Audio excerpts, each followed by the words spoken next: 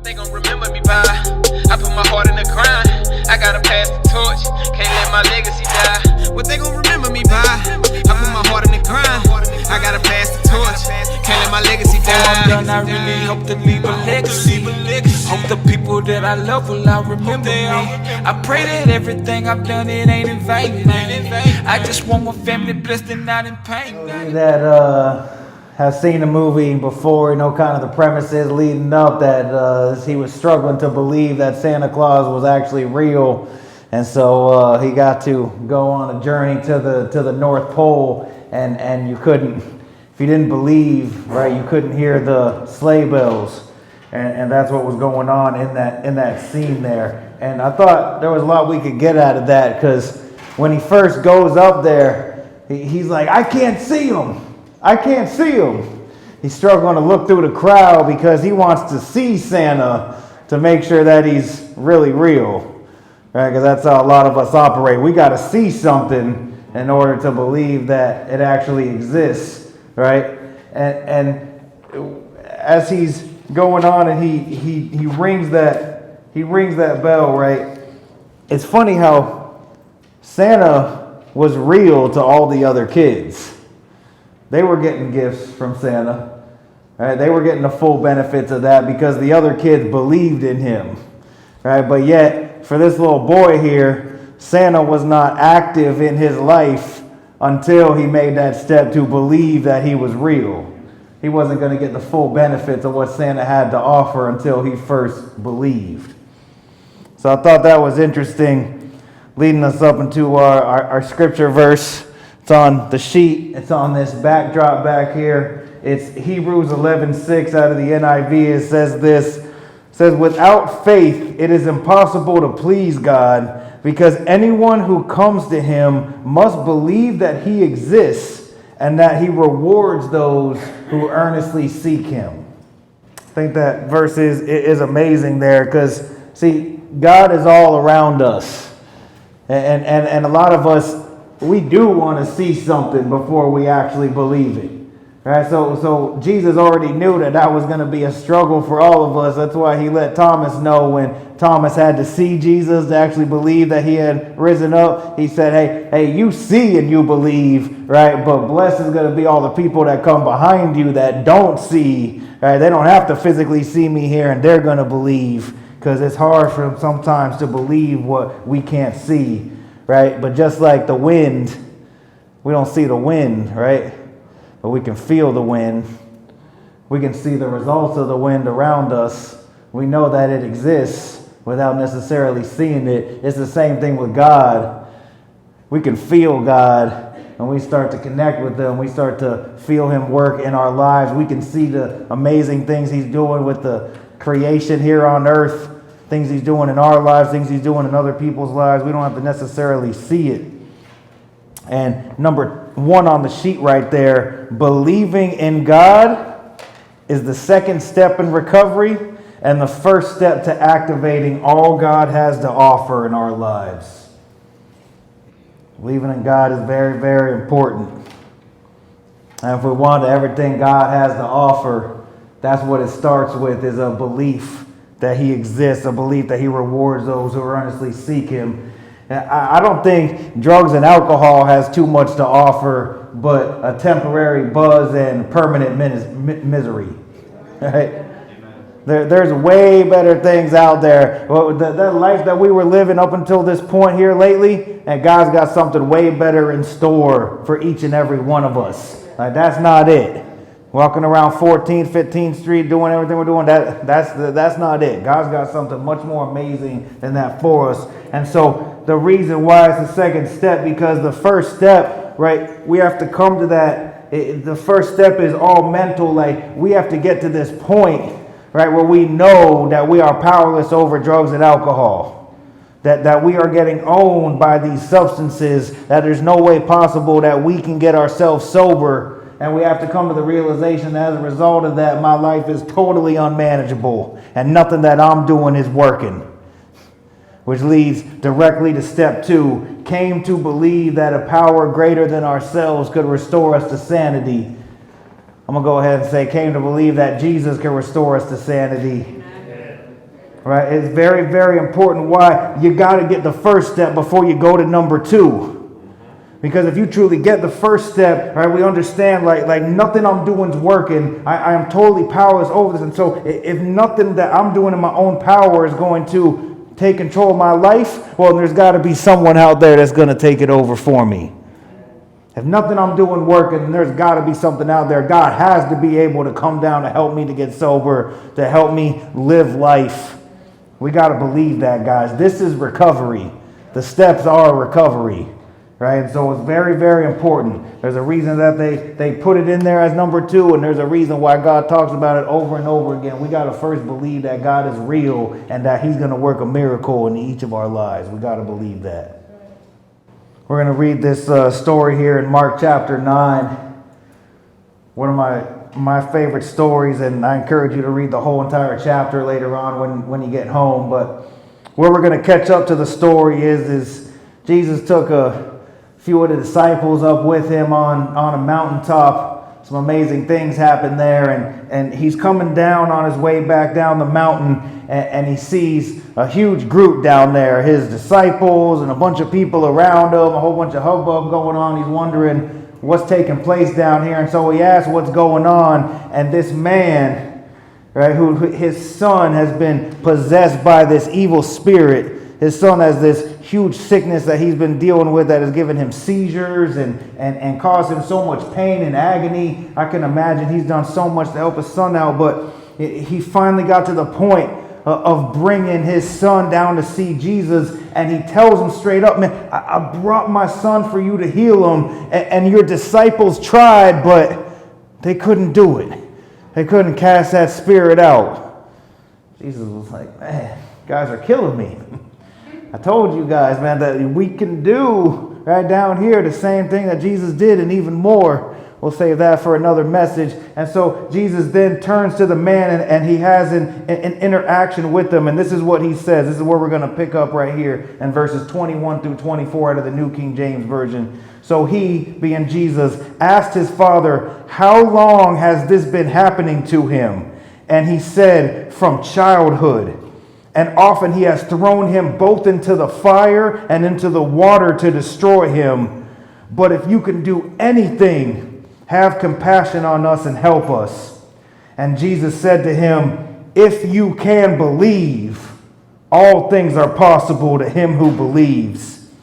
And immediately the father of the child cried out and said with tears, Lord, I believe, help my unbelief. I encourage you, when you read these stories in the Bible on your own, especially, and when you hear messages also, to just like imagine what is going on as you're reading it. Like, try to put yourself there in that very time and place as this is going on. I mean, you can imagine this father, right? He has been taking care of his son with this affliction his whole entire life. This possession probably came on him at a young age, and can you imagine having him go through those struggles where he's seizing out and this thing's throwing him to the fire, trying to drown him over and over again. I can imagine that father just wanted more than anything just for his son to be healed and for that person he loved to be okay. And so I can imagine that he probably went to every single doctor back there in his day, and he would probably have hope, like, this is it.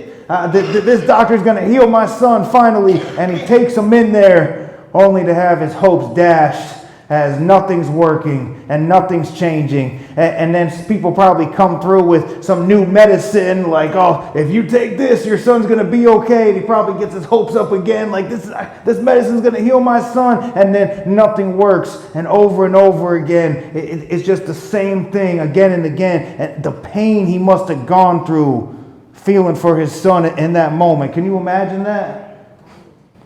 The rock bottom that this man must have been at when finally he heard about Jesus. He heard about this man, that there's this guy, I'm telling you, he can heal people, he can cast out demons. Like, you need to get your son over there. He's going to fix it for you. Can you imagine what he must have had to gone through when he heard that in the spot he was in? He had no choice but to believe. He had already tried everything else and it wasn't working again and again. So finally, right, it's probably funny because other people of that day, they probably heard about Jesus and they were like, guy's supernaturally healing people. That guy can't do anything. I'm not going to believe in him. When life's all good, we can have freedom of choice, right? We don't necessarily have to believe in something like that. But when we get to a point where we hit rock bottom and we tried everything else and there's no other option, our freedom of choice has been removed and we got no choice but to be like, God, you must be able to do this. Jesus, I'm going to choose to believe in you. Number 2 on that sheet, guys, it's funny how traumatic situations eliminate our freedom of choice and bring out belief like never before. We get ourselves caught out there in a jam where we're ripping and running. It's coming to a breaking point again. Oh, God, I need you. God, help me in this moment. God, I promise I'll never get high again, Lord. Come through right now. I need you to get me out of this one.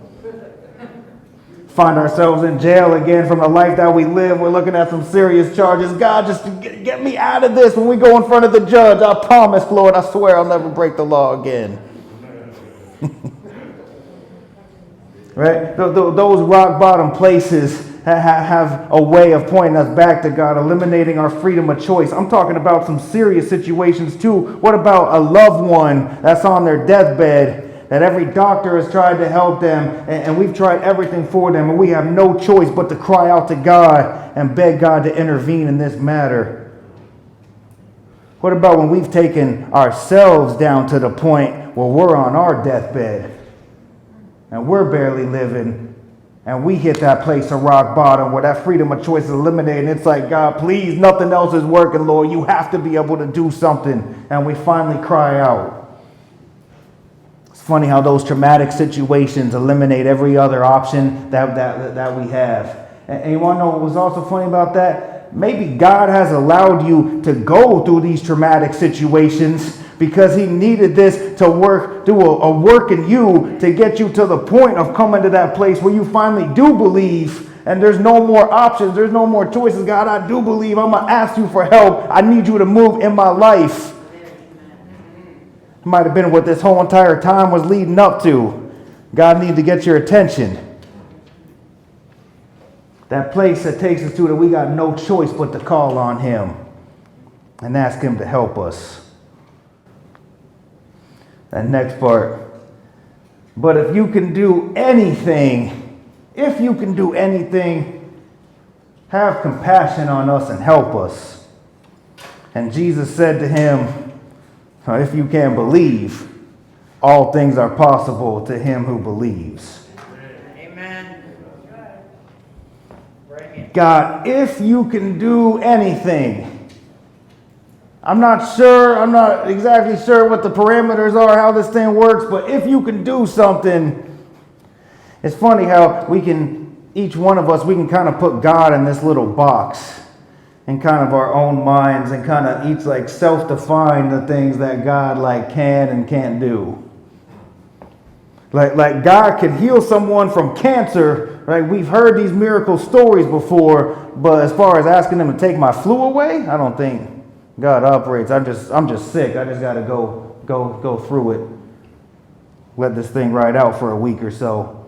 God can deliver me from addiction, but as far as him working in my finances, I don't know if we can ask him for something like that or if he's going to be willing to do anything with that. I heard one of my favorite pastors, he was talking about this message and he was talking about this tennis match that he was in. And of course, the guy he was playing with in the doubles knew that he's a pastor, and he's like, hey, I need you to start praying tonight that we win this match tomorrow. The pastor's like, I'm not sure if it works like that. I don't know if God cares about the tennis match. Maybe he does, maybe he doesn't. I'll pray that we get through it injury-free. How about that? All right, but I thought it was funny that Jesus tells us directly, if you can believe, all things are possible to him who believes. See, believing is the key. So if we believe that God won't move in a certain situation, I guess it's not going to happen because we're locking him into that, believing that God isn't going to move. He's not going to do anything. I don't know if God operates in these contexts. Maybe it's just one or two things that he can help me out with. Guys, this is important. Number 3 on the sheet here on the back. Let's not focus so much on if God can. We need to focus on Jesus saying, if you can believe. I want you to put capital ALL. All things are possible for one who believes. We don't need to worry so much about what God can and can't do. That's his business, right? We just need to focus on what Jesus is saying. Now, I need you to believe, because that's when all things are going to become possible, when you truly believe from the bottom of your heart. I love this response that Jesus gives to the man. Well, if you can do something, Jesus, no. Don't worry about what I can do. Right? God can do anything at any time. Don't worry about that. No, if you can believe, all things are possible to one who believes. God can move. We don't need to worry about that. He's telling us right here, right now, that it is your job to believe. And so right here, right now, I feel like I'm talking to someone in the room. I need you to start believing that there's a better life out there for you.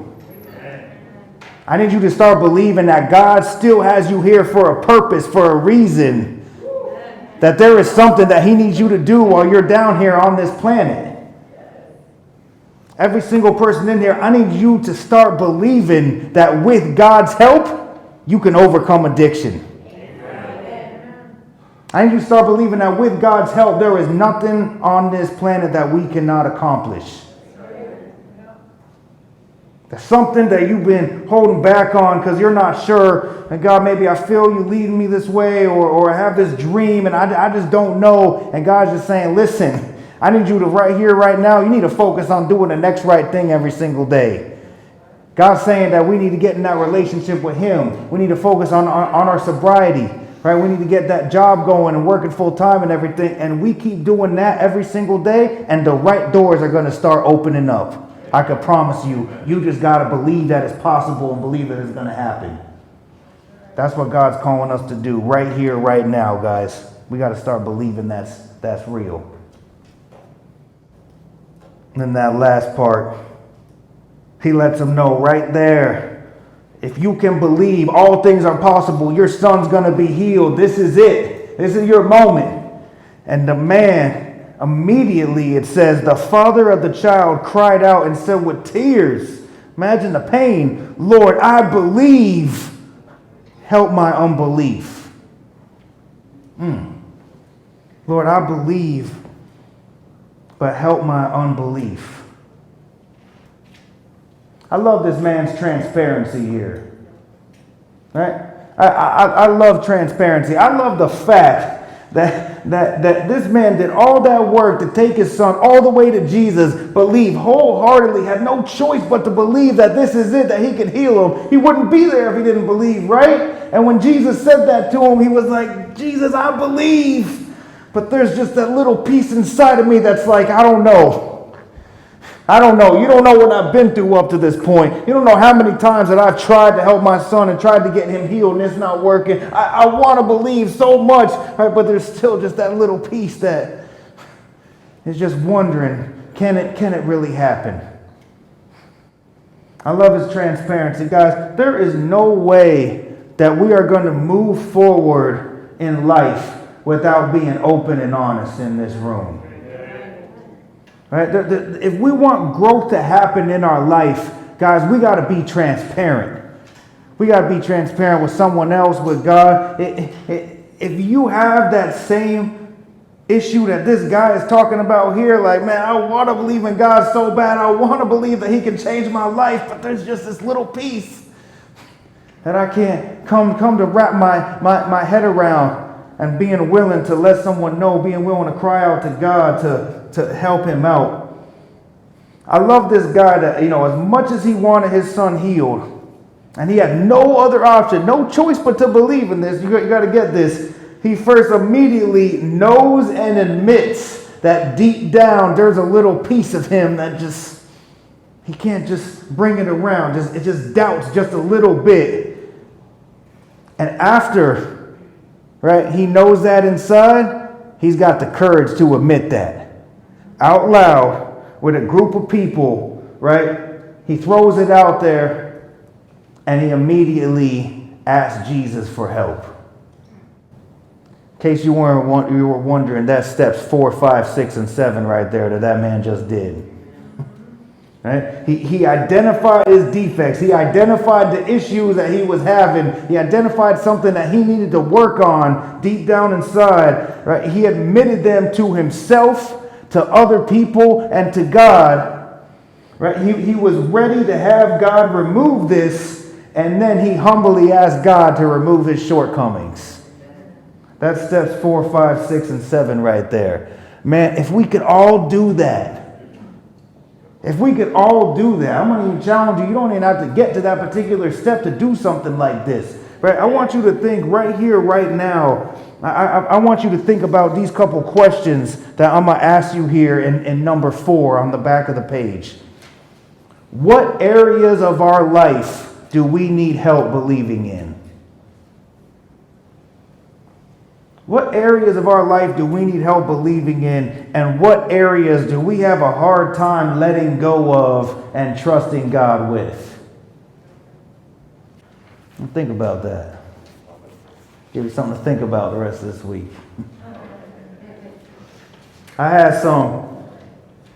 We've all gone through crazy stuff. I'm sure we all got some crazy stories from the past six or 9 months when this COVID hit us in this lovely 2020 that we're going through. And so during this time, right, I had some sources of income that were being threatened during this COVID that may not have been promised this whole entire time and could come to an end.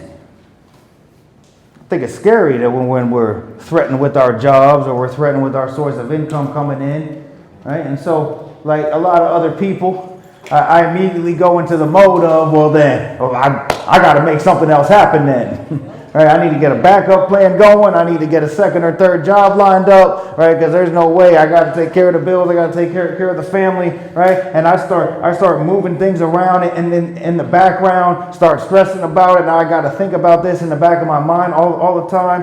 And man, it took me to kind of a place of anxiety and fear and all these different things. And I'm just like, well, hold on 1 second. I got to stop myself for a minute here.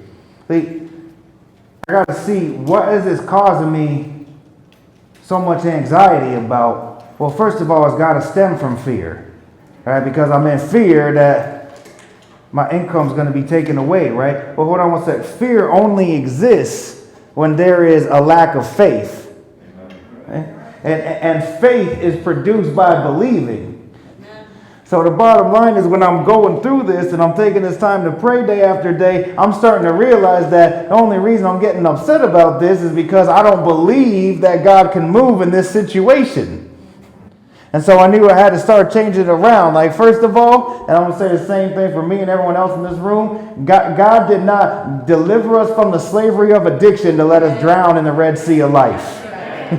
Right? He didn't bring us out from there to just drop us off here and hit closed door after closed door. Right? That's not how this works. I know God's still in control. Every resource on this planet is God's, right? I don't have to worry about that. I just need to keep doing the next right thing every single day. And also had to ask myself, well, do I believe that God can move in this area? Or am I just trying to take control and make everything happen?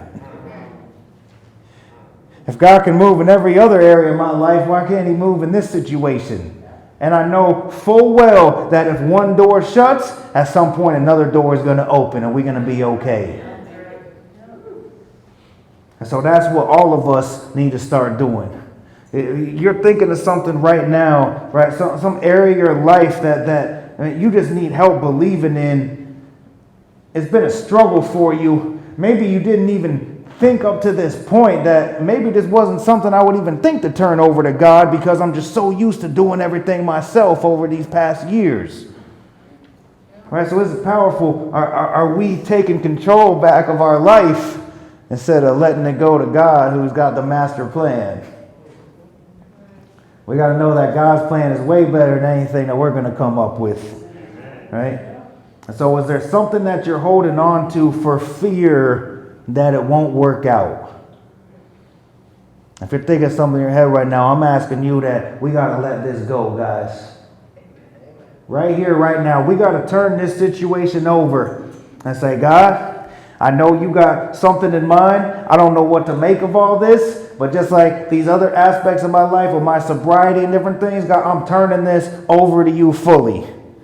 I want you to take control of this situation, God, and I want you to lead me down the right path every single day and let me know what your will is for my life and what I need to be doing on a daily basis. And we start praying prayers like that, because we're going to get answers. God's going to show up. He's going to let us know what we need to do every single day. And I can promise us, man, if we just keep doing the next right thing every single day, it's all going to work out. If that door closes in your face, God's going to open up another one for you. And we're going to keep moving forward to the place where God's trying to take every single one of us.